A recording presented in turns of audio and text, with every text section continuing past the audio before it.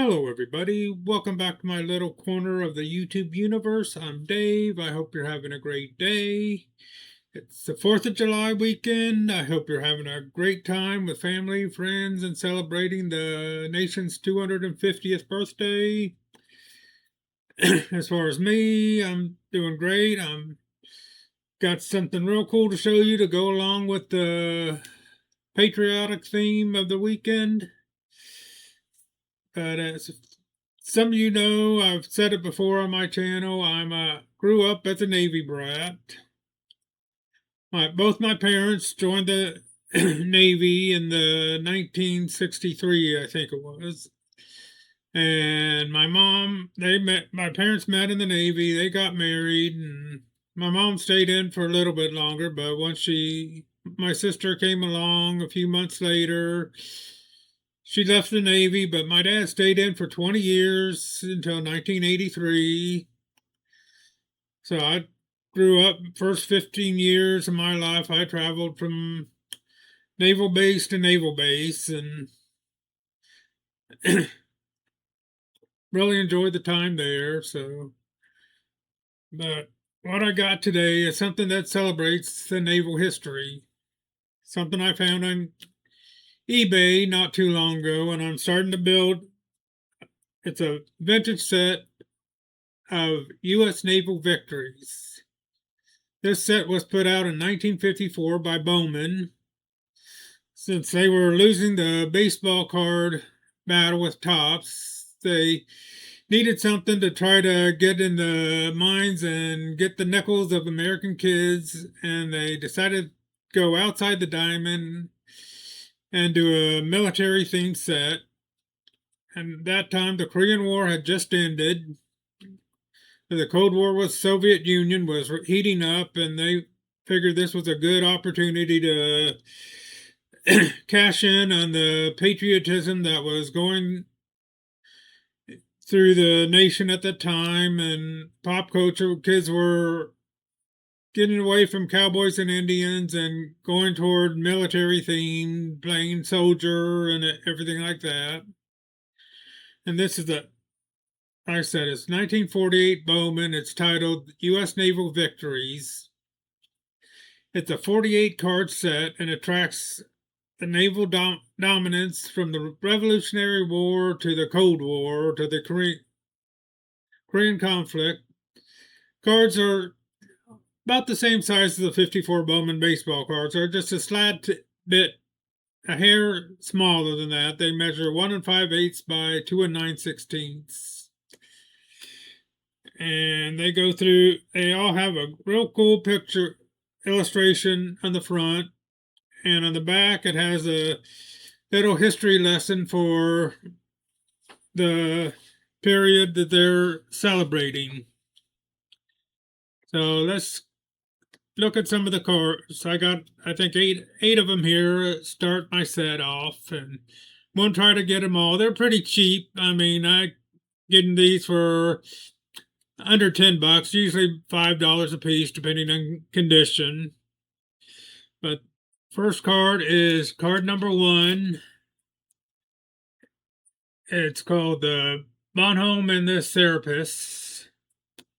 Like I said, in the back here, it tells the story of the battle, and it has the U.S. Navy insignia test that's for the yeoman.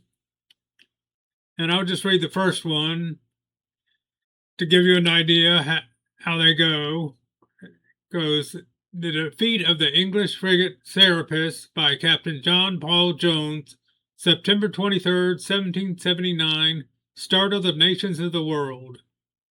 Here a rank upstart dared the might of the English naval powers right from their own backyard.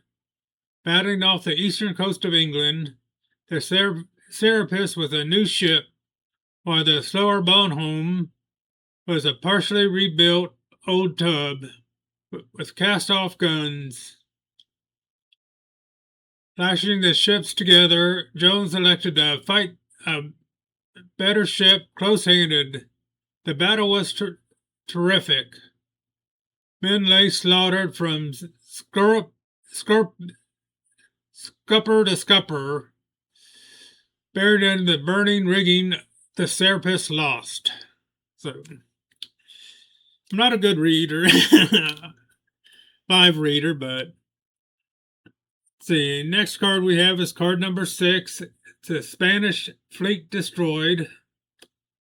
Tells the story of Commander Dewey in April of 1889 defeating a fleet of Spanish ships from the Philippines.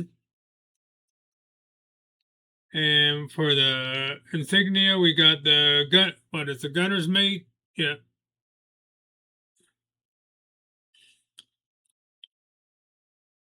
Next is card number 8, Victory over the Kamikaze. And this isn't the Pearl Harbor. It's a little bit after Pearl Harbor, where the kamikaze pilots attacked some Navy ships off the coast of Okinawa, and the Navy ships defeated them. And we got, for the Navy insignia, we got the anti-aircraft machine gunner. Sure how good those are coming out. Next, we have card number 13. Naval forces take Monterey. Tells the story of Commander Sloat winning the battle in California to take Monterey from the Mexican Army or Navy. And we got the insignia, we got gun pointer, gun trainer.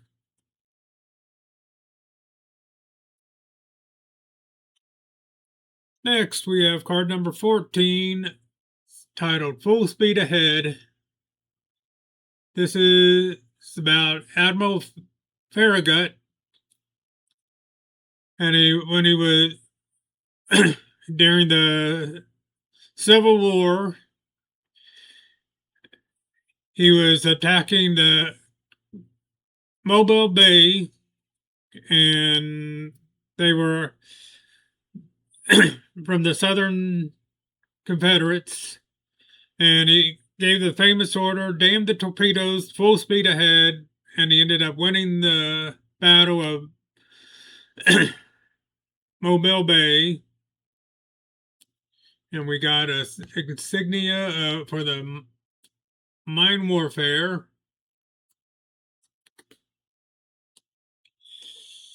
Next, we have card number 17, titled D-Day Victory. Of course, tells the story of D-Day. And we got lookout specialist, expert lookout is how they, for the insignia. Next, we go to card number 18, Victory Through the Air. Tells about the air combat in the Korean War.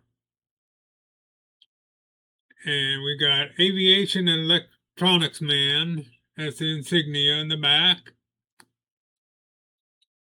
And the final card, we have card number 39, Military Stores Blown Up.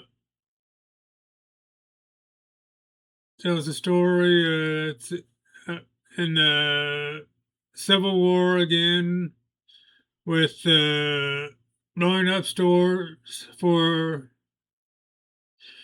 in Norfolk, Virginia.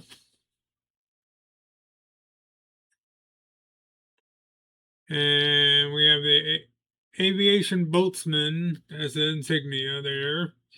So these are really cool cards. Like I said, they're real cheap. You can get them, depending on condition, under $10. I'm usually paying about $5 or less for them, but they're a real cool set. I hope you enjoyed this little diversion from baseball cards. And like I said, have a great 4th of July weekend. And that's all I got for today. So until next time, peace.